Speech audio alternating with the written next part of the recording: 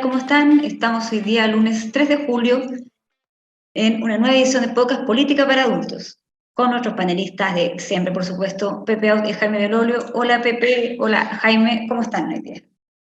Ambos. Bien, pues muy bien. Contentos con las últimas vistas del último programa que ya van arriba de los 250.000, así que estábamos sacando ahí cuentas con el Pepe. Es verdad, bien exitoso el análisis de nuestros panelistas. Les damos la bienvenida a los nuevos, no sé yo cómo llamarlos, televidentes, auditores, podcastores. Podcatores, exacto. Y bueno, y tal como lo dijeron ustedes la semana pasada, el caso, el escándalo, convenios o como se le quiera llamar, se alarga y se enreda. El gobierno no puede salir de esta todavía, o no sé si no va a poder salir. Y un punto les quiero plantear. El gobierno, ¿cierto? Lo que vimos esta semana, porque pasan muchas cosas un día tras otro, minuto a minuto esto. El presidente ya había dicho, cae quien caiga, no pongo la mano al fuego por nadie. Luego, ¿qué pasa? El presidente apoya al Ceremi del Maule y a una delegada presidencial, a la delegada presidencial, perdón, del Biobío. ¿Y qué pasa ayer? El ministro de Vivienda Montes anuncia que hay un sumario al Ceremi, un sumario, ¿cierto? Al Ceremi del Maule que el presidente Boric había, entre comillas, blindado. No ocupó esa palabra, pero la vamos a ocupar nosotros de todas maneras. Sea, ya se entiende poco esto, ¿hay o no una estrategia del gobierno desde la moneda? Te pregunto primero, Pepe, a ti, ¿cómo lo ves? Montes por un lado, el presidente por otro, ¿qué es lo que ves en este nuevo episodio de este escándalo?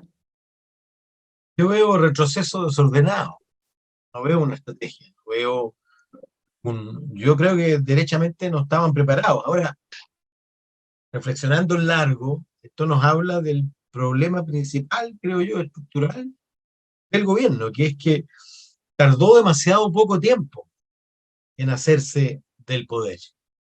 Y por lo tanto, no le ocurrió lo que le ocurre a todas las coaliciones, que tienen éxitos y fracasos antes de llegar al poder.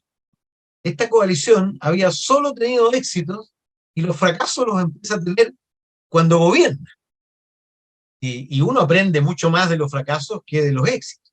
Entonces, este caso, por ejemplo, no tenían fundaciones. ¿Ah? Y sienten la angustia de que chuta, van a gobernar para lo que no estaban preparados, pensaban que eso iba a ocurrir 5 años después, y no tienen fundaciones para participar en colaboración con el Estado en los distintos ámbitos, entonces aceleran el proceso.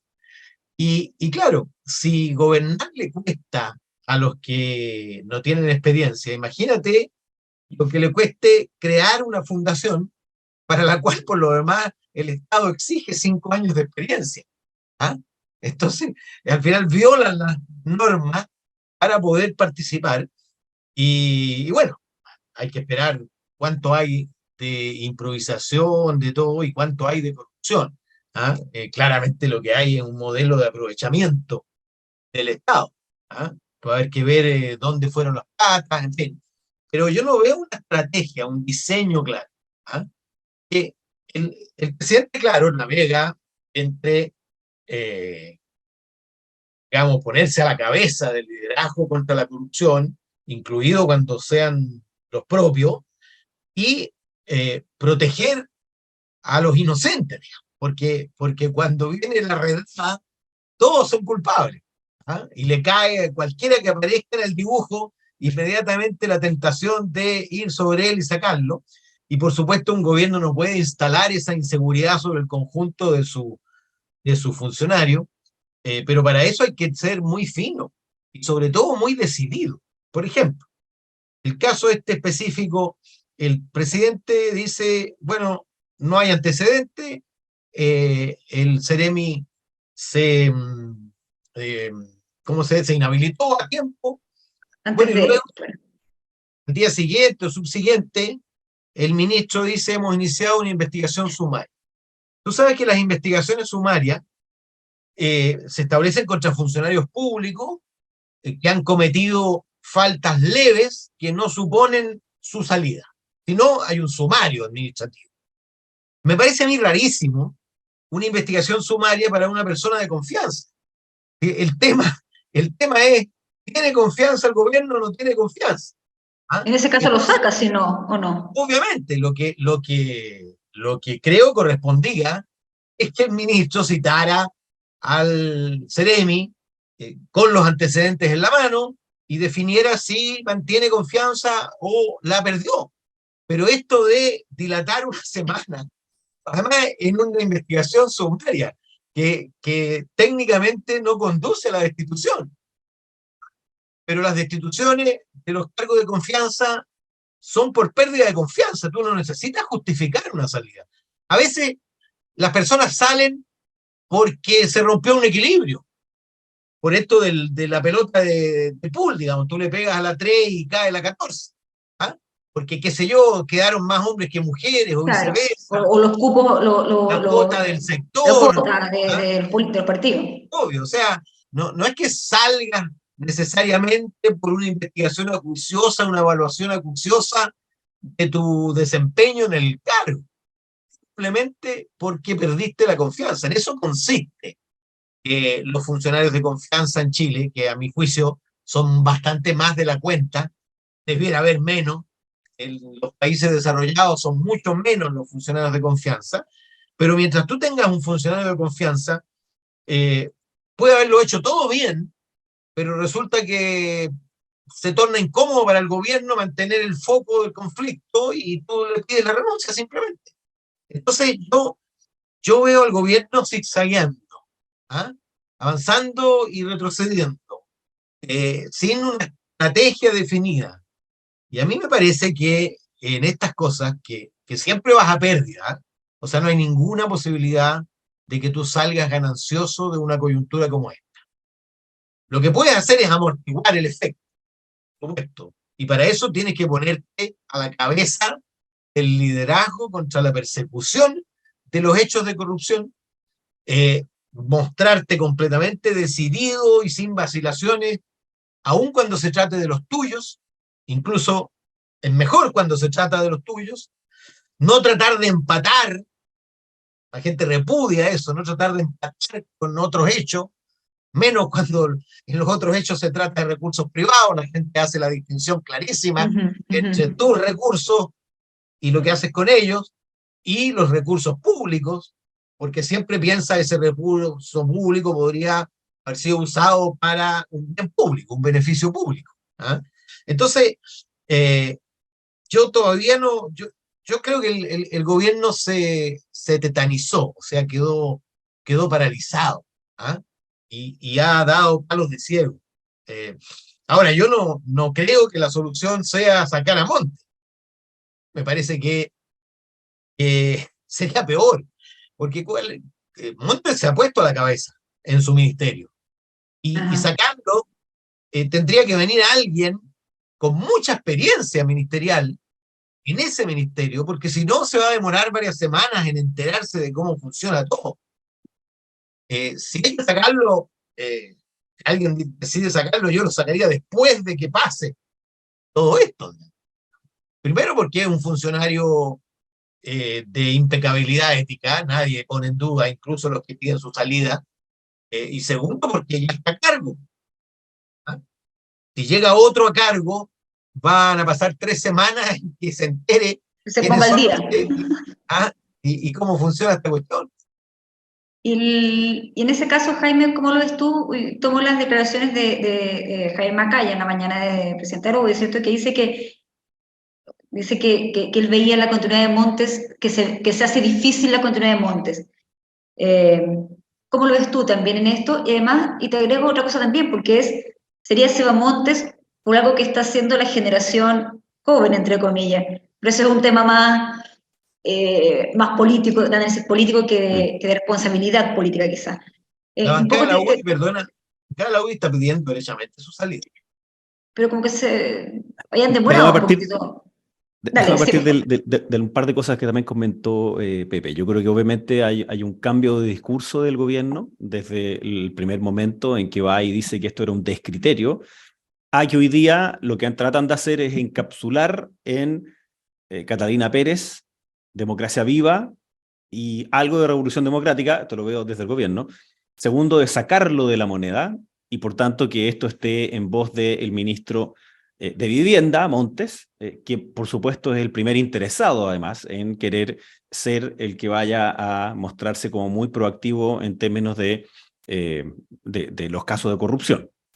Sin embargo, se hace complejo porque al final el ministro es responsable por las cosas que suceden en un ministerio. Este decreto que ha aparecido en algunas partes donde el ministro firmaba, que le traspasaba la firma, ¿no? Le delegaba el poder de firma a los seremis, es algo que se ocupa siempre.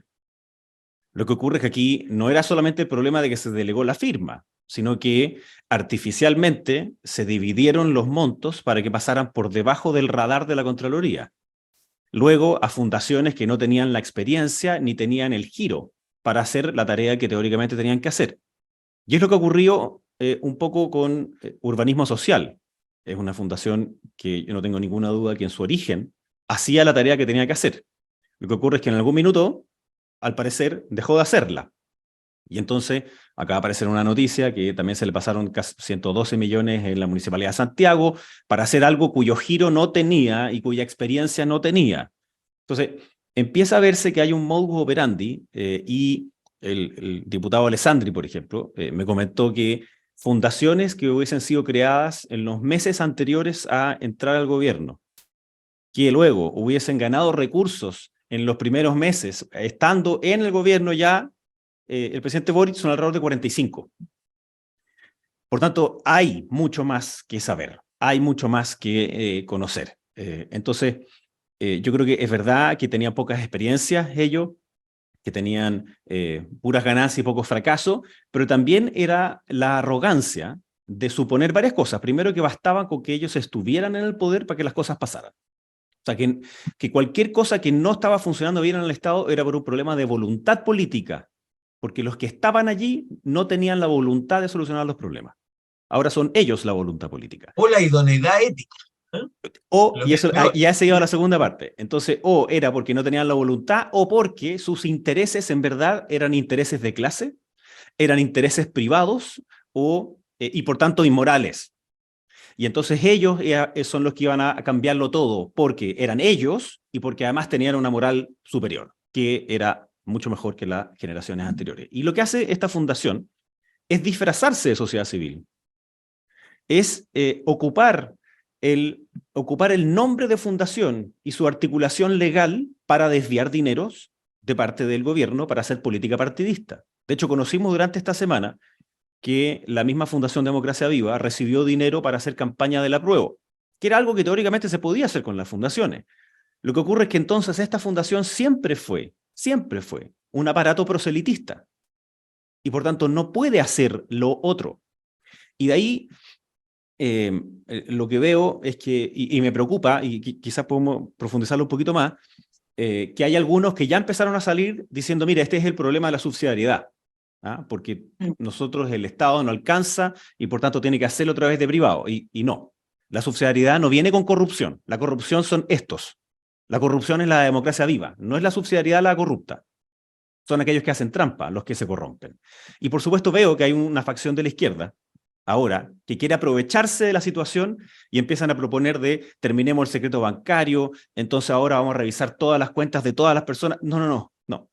Esta lógica, esta intentona como de querer ellos subirse por arriba y decir, a ver ustedes, y veo que algunos dicen, bueno, investiguemos las fundaciones para atrás, y algunos tratando en Twitter, diciendo, pero es que, mira, tú estuviste en esta fundación. Oye, si el problema no son las fundaciones, el problema son los corruptos en las fundaciones.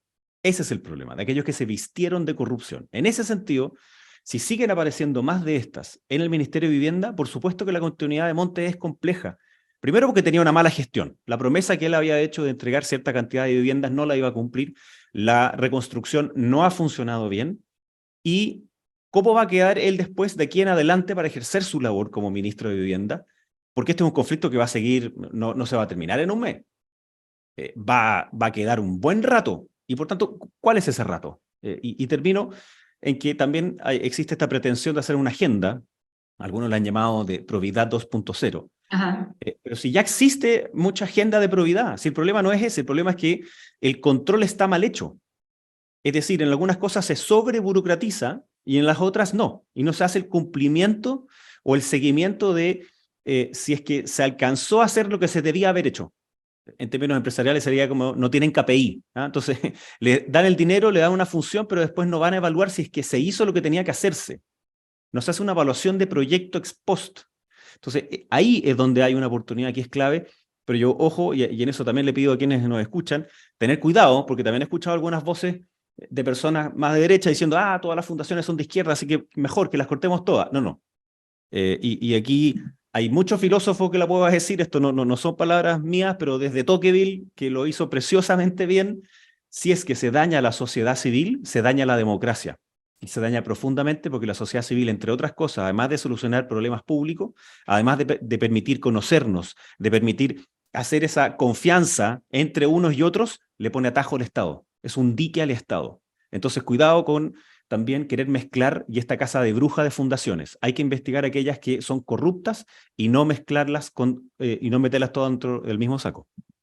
Y también le pregunto sobre perdón, antes, cuando tú dices que compartes lo que dice, ¿cierto? Jaime Macaya sobre el tema que va a ser difícil su continuidad, ir a pura acusación constitucional o que el presidente haga un cambio, a diferencia de lo que dice Pepe, obviamente, haga un cambio de gabinete, y ahí lo que yo preguntaba adelante, o sea, ¿cómo sería para el socialismo democrático que pague, entre comillas, o sin comillas, una figura de socialismo democrático por actos de corrupción? El ministro dijo hay corrupción, que están ligadas a la Revolución Democrática o, sí, o partidos dirigentes de Frente Amplio, en resumen. ¿Cómo se Yo ve esa figura? ¿Cómo lo ven personalmente, ustedes dos? yo muy rápido, y le paso al tiro la palabra a Pepe, yo personalmente veo que es una mala idea hacer una acusación constitucional contra el ministro de Vivienda. Eso desvía la discusión hacia una cuestión del Congreso, que solamente le importa a las personas que están en el Congreso. Este es un debate que, además, la academia nos dice, el 45% de la ciudadanía todavía no conoce del caso. Esto es algo que es mucho más importante fuera de lo que sucede en el Congreso. Tienen que hacer su labor, por supuesto, legislativa, fiscalizadora, pero hacer la acusación como único instrumento me parece una mala idea. El problema no es qué coalición, digamos, que la coalición pague lo que hizo la otra coalición. Eso nos habla, fíjate, del problema, de otro de los problemas de este gobierno, que no hay borichismo, es decir, que no hay transversalidad. Todos los gobiernos, desde Elwin, desde la reconstrucción de la democracia, establecieron que cuando tú dejabas el partido y entrabas al gobierno, tu lealtad primera era con el gobierno. Y entonces hubo elwinistas que eran, no importaba si eran socialistas, PPD o demócratas, eran elwinistas. Hubo piñeristas, hubo bacheletistas, hubo laguistas, no hay borichistas. No se ha constituido un núcleo transversal de respaldo, incluso se llegó al extremo, lo comentamos acá, de que había dos chats y dos reuniones evaluativas, una de los ministros de una coalición y los ministros de otra. Y Eso, él enviaba a sus ministras a los diferentes grupos, de hecho, exactamente, se ¿cierto? daba la tarea de coordinar a los... Eso es completamente, a mi juicio, inapropiado, impropio, porque lo que tú tienes que hacer cuando lideras un gobierno es constituir un núcleo de lealtad a la gestión del presidente y de su gobierno, de su conjunto. Entonces, claro, que pague a alguien de otra coalición, bueno, eso está dentro de lo que puede ocurrir. Pero el punto es la conveniencia para el gobierno y la conveniencia para el esclarecimiento de la situación. Pero bueno, los ministros tienen distintos niveles de protección. Yo te aseguro, pero no están blindados. Nadie está blindado, nadie es impermeable. ¿Ah? Sin embargo, uno puede decir, sin temor a equivocarse, que si hubiera sido un ministro del Frente Amplio ya habría caído y ya habría recibido una acusación constitucional por su responsabilidad. Y si no lo ha hecho Monte, es porque, bueno, porque tiene una trayectoria larga, impecable desde el punto de vista ético, de trabajo transversal, de reconocimiento de los suyos, tanto en la Cámara de Diputados, nosotros con Jaime convivimos con él. Eh, por supuesto, no es un dechado de virtudes, tiene un humor Nadie lo determinado, es, Juan. ¿sí? Nadie lo es. Peleamos Nadie lo muchas es. veces, pero es un tipo serio, responsable, de conducta irreprochable en lo ético, en fin, que cumple sus compromisos, etc. Eh, pero claro, alguien va a tener que, un fusible, por supuesto, va a tener que saltar, ¿ah? es posible que los fusibles se extiendan, no estén incluso dentro del ministerio específico, ¿ah? Eh, Porque aquí lo que se ha puesto, pues, o sea, yo creo que el que está en el lugar ahí más sensible es el Frente Amplio, ¿ah? Y De hecho, aquí, Giorgio Jackson sería un fusible para mirar, saltar, por ejemplo. claro, mirar al ¿Cómo? Partido Comunista que se ha solazado, ¿ah? Lautaro Perdón, te Garzón ha interrumpí. sido de los más duros, ¿ah? Porque claro, digamos que la hegemonía en la izquierda del Partido Comunista estaba puesta en cuestión y amenazada por el Frente Amplio y obviamente este tropiezo. Fíjate que estaba viendo yo la encuesta de Activa Research, la identificación con el Frente Amplio bajó bruscamente, pero violentamente. Y te aseguro que cuando se empiece a medir más prolongadamente, esto va a ser, se va a recordar como el momento en que se jodió el Perú, porque estas cosas van al ADN, porque además el impacto de tu caída depende a qué piso tú te subiste. Y el se subió al último piso, al piso 49. Entonces, caer del piso 49 no es lo mismo que caer del piso décimo, del piso quinto. Y luego, caer al año y medio en esto, no es lo mismo que caer después de 10 años de ejercicio gubernamental, donde se te empieza a meter gente, se desvía el horizonte y empieza la corruptela, en fin. Tampoco es lo mismo que un Ceremi por allá perdido, lejos del núcleo directivo, cometa actos de corrupción, de una corrupción organizada desde el núcleo directivo de Revolución Democrática. Y la fundación, te aseguro que la crearon en la pausa de las reuniones en la cerveza que se tomaban en la pausa de las reuniones de la mesa directiva. Porque Catalina Pérez era presidenta, porque su Exacto. pareja tenía un cargo en la mesa, porque el otro era asesor en el Parlamento. Es decir, no es algo que ocurrió allá en una esquina de una región. De hecho, la segunda trae hoy día un informe de la propia Revolución Democrática que dice Interno. que este modelo se intentó en todas las regiones prácticamente. El mismo modelo, es decir, de constituir fundaciones nuevas, de postular al trato directo, de tratar de que los Ceremis entregaran recursos a través del trato directo.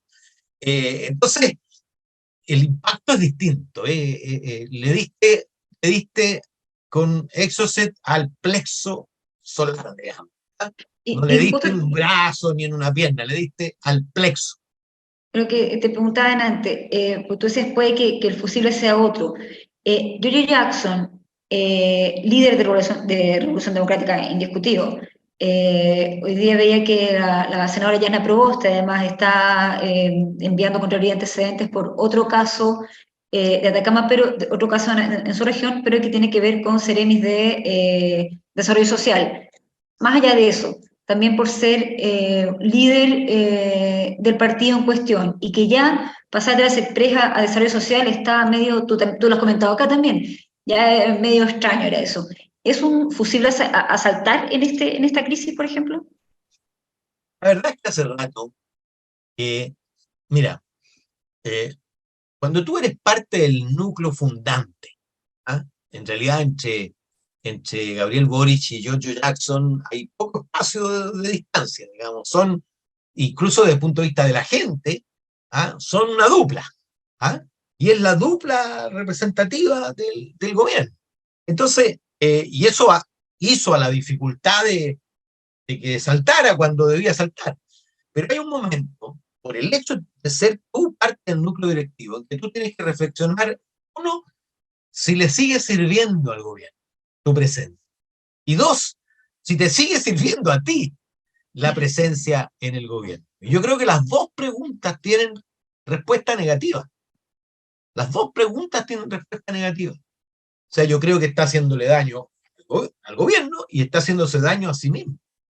Yo habría partido a su proyecto original, que era hacerse un doctorado en Londres, ya un ratito, porque Giorgio es joven, o sea, es como Gabriel, tiene de hecho un año menos y por eso no fue él el candidato, candidato presidencial, solo por eso. candidato a las primarias. Si no, no me cabe ninguna duda que habría sido Giorgio Jackson.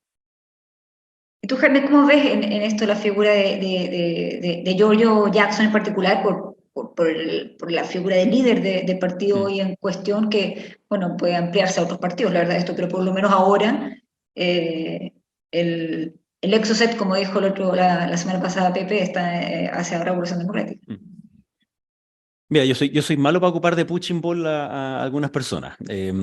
Lo que pasa, y yo tengo públicas diferencias con Giorgio Jackson. Y originalmente yo tuve una buena relación con él y después de que él salió reelecto, de ahí en adelante tuve una mala relación con él. Sin embargo, creo que él debió haber salido cuando salió de Sexpress. Esa es la verdad. O sea, de hecho, aún antes, él no debió haber sido ministro de Sexpress. ¿Por qué? Porque tenía una muy mala relación con las personas del Parlamento, no solo con la oposición de ahora, digamos, sino que también con el propio oficialismo. Y lo era porque quizás lo que más se veía, y particularmente en sus últimos 4 años como parlamentario, era su arrogancia. Y eso hace muy mal. Entonces no generaba ningún tipo de vínculo porque siempre él tenía la razón. Siendo ministro, secretario de la presidencia, también siguió en la misma lógica. Acuérdense que él fue, además de la frase, o sea, cuando dice la frase de que ellos tenían una moralidad superior, lo hace con que atrás había un cuadro que era un calendario con una foto de él entregando balones Los de balones. gas que costaron 115 lucas, pero se los vendieron a 18. Exacto. O sea, ha tenido muchas. Y además creo que ha sido muy deficiente su trabajo dentro del Ministerio de Desarrollo Social, porque entre otras cosas es difícil que pueda salir a hablar de distintas materias que tienen que ver con desarrollo social sin que se le pregunte, por ejemplo, sobre estos casos. Ahora, él no está relacionado directamente con ninguna de estas cuestiones. Entonces, de nuevo, si es que alguno pretende decir, ya, vamos a acusar constitucionalmente ahora, no.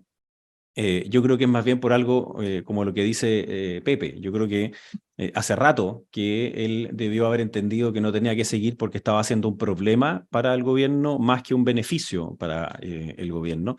Y dentro de desarrollo social no se ha visto nada especialmente llamativo. Quedan pocos días además para que se presente la CACEN, que probablemente Exacto. le va a tocar entonces al ministro Jackson salir a explicarla.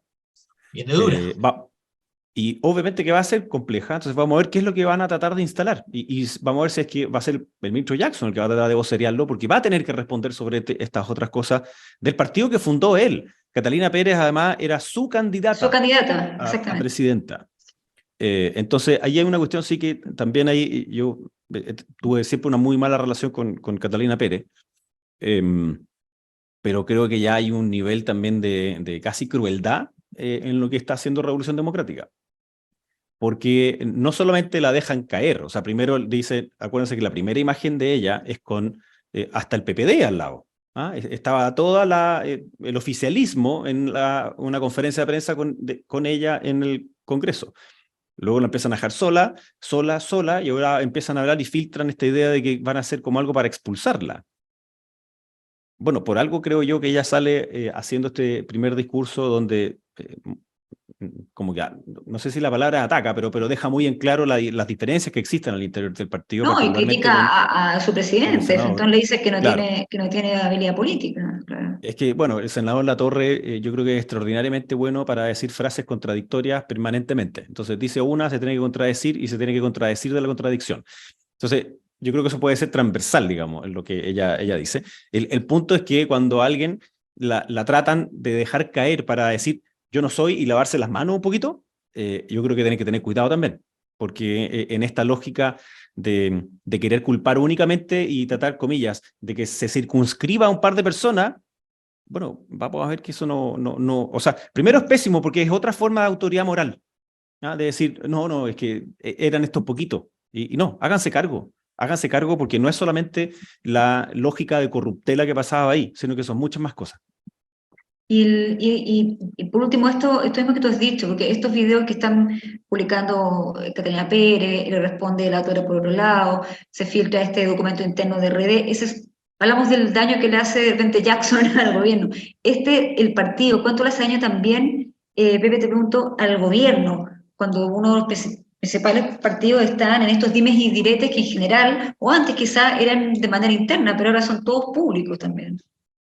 Yo creo, en primer lugar, que no es solo el partido el afectado, es el Frente Amplio en su conjunto. Sí, claro. La gente no distingue, No. francamente, las nomenclaturas de convergencia social, revolución democrática, comunes. Además, al interior de cada uno de ellos hay un conjunto de subconjuntos con nombres, pantalones largos, territoriales, no sé. Y visto, estoy hablando como especialista, imagínate, visto desde la ciudadanía es una y la misma cosa. Lo escuchaba decir el otro día al propio Gonzalo Winter, que ha sido uno de los pocos que ha salido, tiene ese mérito, que ha ido a defender, porque la verdad es que cuando uno mira los medios casi no hay presencia del discurso oficialista defendiendo su posición, todo arrancando. Y la Gael Joemans también la Gael salió. Joemans, efectivamente. Entonces, por un lado, es el Frente Amplio.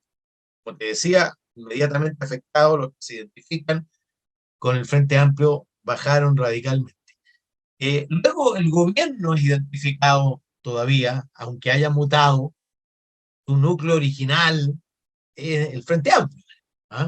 Y uno podría haber esperado un mayor impacto en el presidente, Sí. pero tiene la ocurrencia, digamos, de los hechos naturales que hicieron que justo un evento que pone en desafío a la unidad del país, la respuesta concreta, tú sabes, el gobierno es bueno para el discurso, aquí obviamente no se responde con discursos, se responde con acciones, Con bonos. con bonos y la presencia inmediata, y el gobierno, el presidente junto a alcaldes de derecha, junto a militares, junto a carabineros. De hecho, la gestión frente a ese desastre natural tiene una aprobación de 46% contra 28% de respaldo al presidente, ¿te fijas? Entonces uno podría concluir, es lo que yo concluyo, que eso ha servido de amortiguador. Y que claro, cuando eso desaparezca, se va a notar el daño reputacional. Porque, ¿sabes qué? Yo creo que además hay un daño inmaterial que tiene que ver con la autoestima. Yo los veo, converso con algunos, ellos tenían la autoestima, por decirlo eufemísticamente, bastante elevada, y yo te diría que la autoestima se les ha ido al suelo. Y tanto la autoestima baja como la autoestima exagerada son problemáticas. Y además hoy día hablaban que no hay que juzgar por estos hechos una generación entera, decía George Jackson. Pucha, y ellos juzgaron los 30 años y una generación entera también por su lado.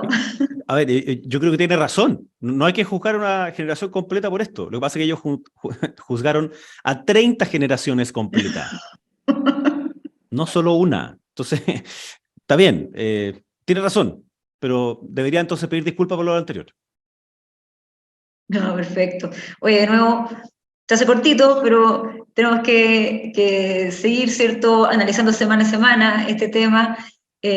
Como vemos, hay nuevas novedades todos los días, cada hora, yo creo. Así que muchas gracias de nuevo, Jaime, muchas gracias, Pepe, por una nueva edición aquí de Política para Adultos. Chao, chao. Muchas gracias. Que estén muy bien. Chao, chao. Chao, chao. El Líbero, la realidad como no la habías visto. Haz que estos contenidos lleguen más lejos haciéndote miembro de la Red Líbero.